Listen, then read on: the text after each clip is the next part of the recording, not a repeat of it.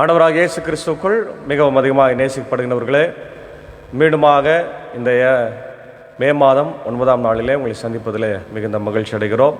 இந்த காலை நேர இறை தியானத்தை நாம் ஆரம்பிக்கலாம். நமது ஆரம்பம் பிதா, குமாரன், பரிசுத்த ஆவியின் நாமத்தில் உள்ளது. ஆமேன். ஜெபம் செய்வோம். மகா இரக்கமும் கிருபையும் நிறைந்த எங்கள் அன்பின் பரலோக பிதாவே, எங்கள் ராஜாதி ராஜாவே, கர்த்தாதி கர்த்தாவே, இந்த ஆசீர்வதிக்கப்பட்ட ஆண்டவரே, மன மகிழ்ச்சியான குளிர்ச்சியான காலை வேளைக்காக நன்றி செலுத்துகின்றோம். ஆண்டவரே, கடந்து போன இரவில் எங்களோடு கூட இருந்து நல்ல இத்தனை அளித்து காலை வேளையிலே ஜீவனோடு எழுப்பியிருக்கிறேன். நன்றி தகப்பனே. இந்த காலை நேர இறை செய்தி, பாடல் வேலை, ஜெப வேலை கர்த்தர் ஆசீர்வதியும்.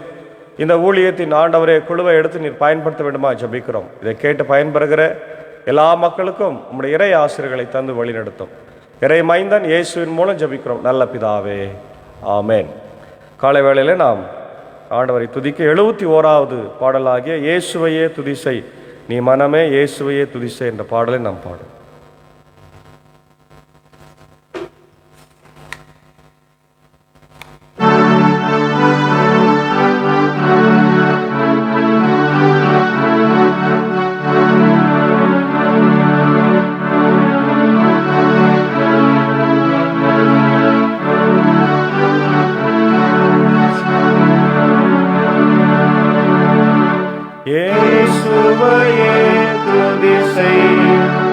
மனமே இயேசுவையே துதிசை, இயேசுவையே துதிசை, நீ மனமே இயேசுவையே துதிசை. ஆசனுக்காக பராபர வஸ்து, ஆசனுக்காக பராபர வஸ்து, நேசகுமாரன் மெய்யான கிறிஸ்து, நேசகுமாரன் மெய்யான கிறிஸ்து, இயேசுவையே துதிசை, நீ மனமே இயேசுவையே துதிசை, கிறிஸ்தேசுவையே துதிசை, நீ மனமே இயேசுவையே துதிசை.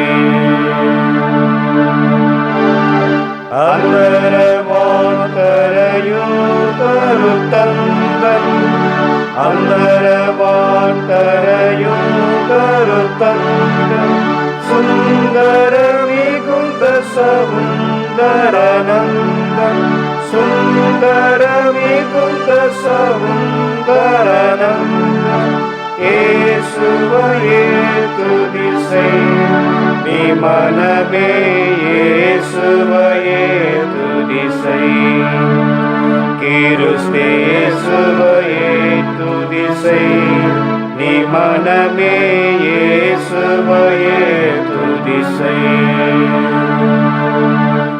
என்னில காரியம் யாவும் முகேக்க, என்னில காரியம் யாவும் முகேக்க, மண்ணிலும் விண்ணிலும் வாழ்ந்து சுகேக்க, மண்ணிலும் விண்ணிலும் வாழ்ந்து சுகேக்க, இயேசுவையே துதிசை, நீ மனமே இயேசுவையே துதிசை, கிறிஸ்தேசுவையே துதிசை, நீ மனமே இயேசுவையே துதிசை.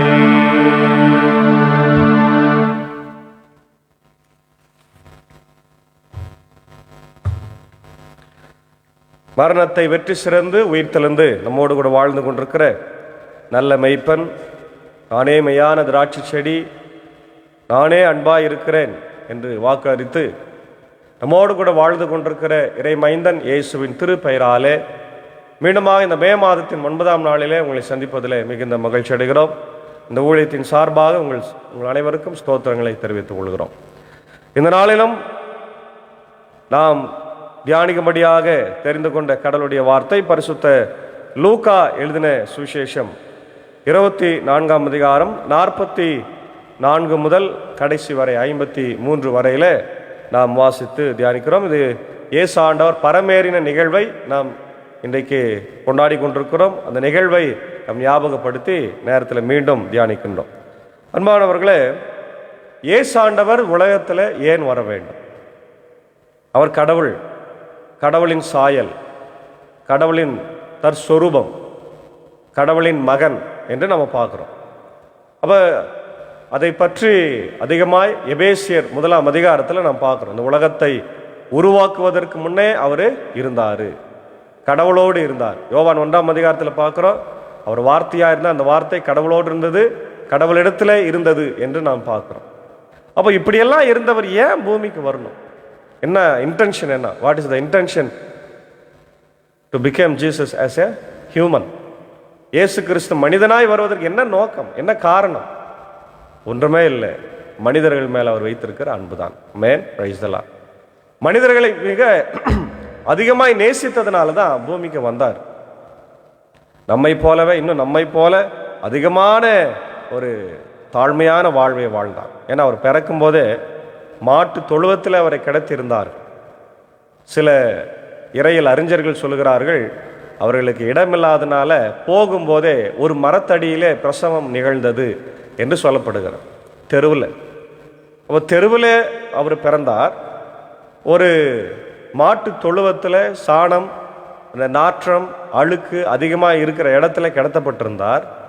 ஒரு வாழ்க்கை, அவருடைய வாழ்க்கை ஒரு சாதாரண தச்சன் மகன், மரியாளின் மகன் என்று ஆரம்பித்து கடைசியில் அப்படியே 3½ வருடம் ஊழியத்தின் நிறைவாக அவர் பார்க்கிற போது அவர் ஒரு கொலை குற்றவாளியாக, நாட்டுக்கு துரோகம் செய்கின்றவராக, மக்களை தூண்டுகின்றவராக என்று 3 விதமான குற்றச்சாட்டுகளை வைத்து அவரை சிலுவையிலே அறைந்தார்கள், இல்லையா?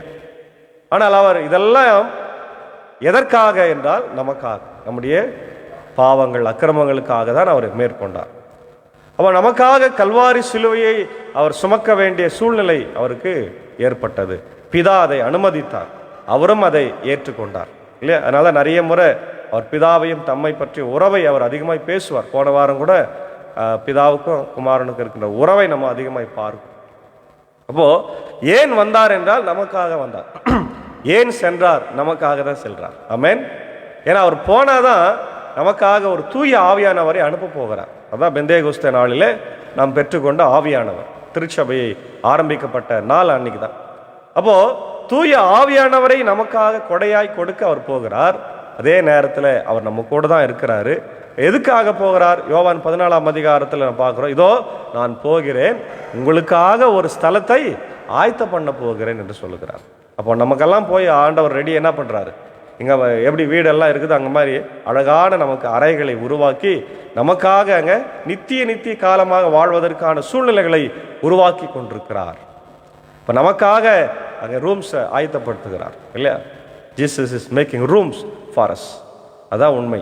அப்போ திருப்பி வரப்போகிறாங்க, பிதா வரப்போகிறாரு, ஏசாமி வரப்போகிறாரு, நியாயம் தீர்க்க போகிறாங்க. எப்போன்னு நமக்கு தெரியும், இதெல்லாம் நடக்க போகுது. அப்போ இதற்காக அவர் எங்கே போயாகணும்?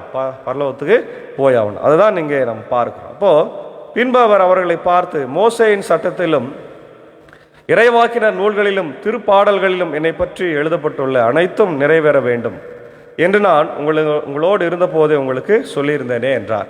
இல்லை, ஏசாமி குறித்து தான் திருமறையில் பழைய ஏற்பாடு முழுசும் மறைமுகமாக சொல்லப்பட்டிருக்கிறது. சொல்கிறாரு, இவையெல்லாம் என்னிலே நிறைவேற வேண்டும். அதான் ஏற்கனவே உங்களுக்கு நான் சொல்லியிருந்தேனே அப்படின்றார். அப்போது மறைநூலை புரிந்து கொள்ளுமாறு அவர்களுடைய மனக்கண்களை திறக்கிறார். ஏன்னா சீடர்களுக்கு கொஞ்சம் மந்த அறிவு தான், மந்த புத்தி, அவங்களுக்கு ஒன்றும் தெரில. இன்னும் சொல்லப்போனால் அவங்க சாதாரண பாமர மக்கள், படித்தவர்கள் அல்ல. இன்றைக்கி படித்தவங்களுக்கே ஒன்றும் அறிவு புத்தி இல்லாமல் போயிடும், நிறைய தப்புன்றாங்க. கிராமத்துலலாம் சொல்லுவாங்க, நீ என்ன தான் படிச்சியோ தெரியலையே அப்படின்வாங்க, இல்லையா? படித்தவர்களை படிக்காதவர்களை காட்டிலும் படித்தவர்கள் அதிகமான தவறு செய்கின்ற ஒரு சூழ்நிலையில் இன்றைக்கி நம்மலாம் இருக்கிறோம். அந்த அளவுக்கு இருக்கிறது. ஏன்னா இன்றைக்கு இந்த பட்டறிவு என்று சொல்லுவார்கள். பட்டறிவு என்று சொன்னால் பட்டு தெரிந்து கொள்வது, வாழ்க்கையில் கஷ்டப்பட்டு துன்பப்பட்டு துயரப்பட்டு தெரிந்து கொள்வது பட்டறிவு, இல்லையா? ஏட்டறிவு என்பது படித்து தெரிந்து கொள்வது, அதில் அனுபவம் கிடையாது. பட்டறிவில் அனுபவம் இருக்கிறது, ஏட்டறிவில் அனுபவம் இல்லை. சும்மா தியரி இதை படிச்சுன்னு போயினே இருப்போம். அதனால் இன்றைக்கி பட்டறிவு இருக்கிறவர்கள் நல்லா வாழ்க்கை வாழ்கிறாங்க, படித்தவர்கள் வாழ்க்கையை தொலைத்து போகிறாங்க.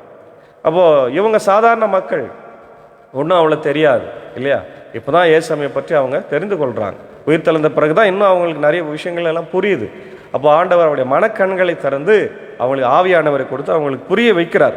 இப்போ சொல்கிறார் அவர்களிடம், மேசியா துன்புற்று இறந்து 3ஆம் நாள் உயிர் தெள்ள வேண்டும் என்றும் பாவ மன்னிப்பு பெற மனம் மாறுங்கள் என எருசலேம் தொடங்கி அனைத்து நாடுகளிலும் அவருடைய பெயரால் பறைசாற்றப்பட வேண்டும் என்று எழுதப்பட்டிருக்கிறது. இதெல்லாம் நீங்கள் செய்யணும் இல்லையா, இதெல்லாம் நீங்கள் சாட்சியாக சொல்லணும் எனக்காக அப்படின்னு சொல்கிறார்.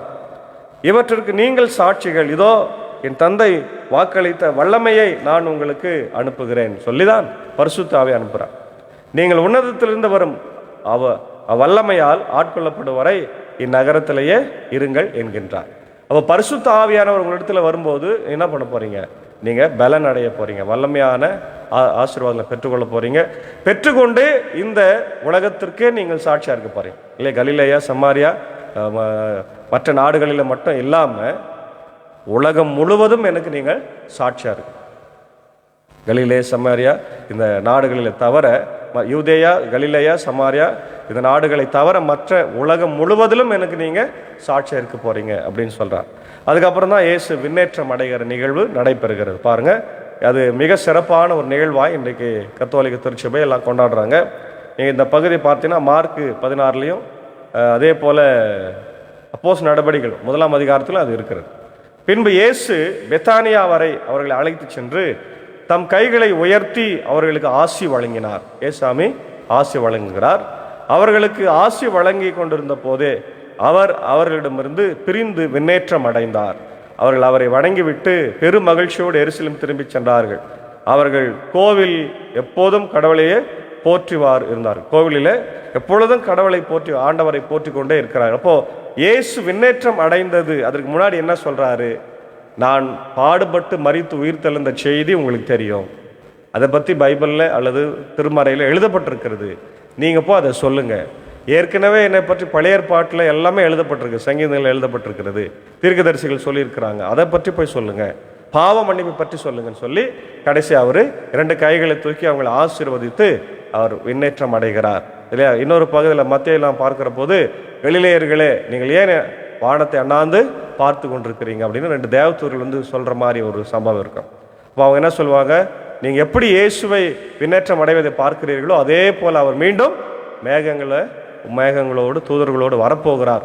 ஆகவே நீங்கள் போய் அது வரையில் என்ன பண்ணுங்க? ஊழியத்தை செய்யுங்க, எல்லாருக்கும் ஆண்டவருடைய சுவிசேஷத்தை அறிவிங்க, மக்களை நீங்கள் ஒன்று திரட்டுங்க, ஆண்டவருக்காக ஒரு பெரிய கூட்டத்தை நீங்கள் ஆயத்தப்படுத்துங்க என்று சொல்லி அவர்களுக்கு அந்த கட்டளையை கொடுத்து அனுப்புகிறாங்க. அன்பானவர்களே, இயேசு விண்ணேற்றம் அடைந்தது நமக்காக, இயேசு உலகத்தில் பிறந்தது நமக்காக, இயேசு உலகத்தில் வாழ்ந்தது நமக்காக, பாடுபட்டு மரித்தது நமக்காக, உயிர் தெழுந்தது நமக்காக. இந்த செய்தியை நம்முடைய வாழ்க்கையில் புரிந்து கொள்ள வேண்டும். ஆகவே இயேசு விண்ணேற்றம் அடைந்திருக்கிறார், அப்படி என்றால் அவர் மீண்டும் வரப்போகிறார் என்று அர்த்தம். ஆமென். அதனால் நம்ம பயபக்தியோடு நம்ம வாழ்க்கையை ஜீவியம் பண்ண வேண்டும். எந்த கஷ்டங்கள் பிரச்சனைகள் வந்தாலும் சிலுவைக்கு நம்ம சாட்சி பகர தூய ஆவியானவர் நம்மை வழிநடத்தி காப்பாராக. ஆமென். ஜெபம் செய்வோம்.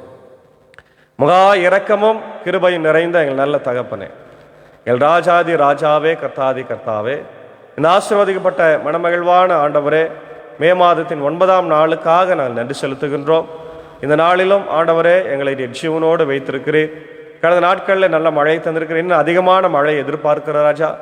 பூமியை ஆண்டவரை குளிர்வித்து ஏழை எளிய மக்கள், புல் பூண்டுகள், ஆண்டவரே விவசாய பெருங்குடி மக்கள், வன விலங்குகள், நாட்டு விலங்குகள் எல்லாம் தன் தாகங்களை தீர்த்து கொள்ள ஆண்டவர் இளைப்பார கிருபைத்தார். இதோ விசேஷமாக இந்த காலை நேரத்தில் இந்த சிறப்பான ஊழியத்திற்காக நன்றி செலுத்துகிறோம். குழுவாக நாங்கள் செய்கிற போதும் இந்த கிருபைகளோடு தங்கியிருக்கட்டும். விசேஷமாக தன் இல்லத்தை திறந்து கொடுத்து இந்த ஊழியத்தை செய்ய வேண்டும் என்று எங்களுக்கு ஆண்டவரே அன்போடு எல்லா காரியங்களையும் செய்து வருகிற உங்களுடைய அன்பர் சாருக்காக ஆண்டவர் அக்காக்காக ஜபிக்கிறோம், பிள்ளைகளுக்காக ஜபிக்கிறோம். இந்த நாளிலே இந்த கோடை விடுமுறையை கழிப்பதற்காக ஆண்டவரே அவர்கள் இந்த ஊட்டி வரையில் சென்று கொண்டிருக்கிறார்கள். இந்த பயணங்களை வாய்க்க செய்யும், பத்திரமாய் சென்று பத்திரமாய் திரும்பி வர கர்த்தர் கிருபைத்தார். பிள்ளைகளை மார்த்தால் மரியாதை இரத்த கோட்டைகளை மறைத்து கொள்ள வேண்டும் என்று கூட நான் ஜபிக்கிறோம். சாரி அக்காவையும் வழி நடத்துங்க ராஜா. இதோ போகிற போது இந்த வாகனங்களை கர்த்தர் பாதுகாத்து கொள்ள வேண்டும் என்று நான் ஜபிக்கின்றோம். இந்த இசைவெளி பயணத்தில் எங்களோடு இருக்கிற அப்படி சாக்கோ சாருக்காக, டீச்சருக்காக ஜபிக்கிறோம். குடும்பங்களை ஆசீர்வதிங்க, பலப்படுத்துங்க, தேவையை சந்திங்க. இதை பிராட்காஸ்ட் செய்து உதவி செய்கிற உடைய ஆடவர் ஜான்சன் சாருக்காக, திருச்சபைக்காக, சபையினுடைய பொருளருக்காக ஜபிக்கிறோம்.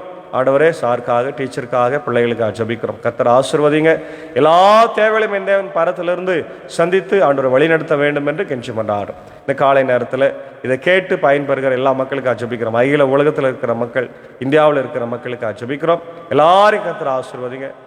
நாங்கள் சார்ந்திருக்கிற இந்திய சுவிசேஷ லுத்தரன் திருச்சபை, 3 சபை சங்கங்கள், போதகர்கள், ஊழியங்கள், திருச்சபையின் பணிகளுக்காக, ஆண்டவரை ஸ்தாபனங்களுக்காக, பள்ளிக்கூடங்கள், சிறப்பு பள்ளிக்கூடங்கள், பெதஸ்தா மருத்துவமனைக்காய் கண்ணீரோடு ஜபிக்கிறோம். ஒவ்வொரு நாளும் நாங்கள் ஜபிக்கிற போது ஆண்டவரே எப்போ திறக்கும் என்று அவலாய் பார்த்து கொண்டிருக்கிறோம். அதற்காக ILC பொறுப்பாளர்களும் சபை சங்க பொறுப்பாளர்களும் முடிவு எடுக்க கர்த்தர் கிருபை தாரும். ஆண்டவரே இதோ என்னுடைய ILC பெருந்தலைவருக்காக, என்னுடைய பொது பொருளாளருக்காக, 3 சபை சங்களுடைய பொறுப்பாளர்களுக்காக வேண்டிக் கொள்கிறோம்.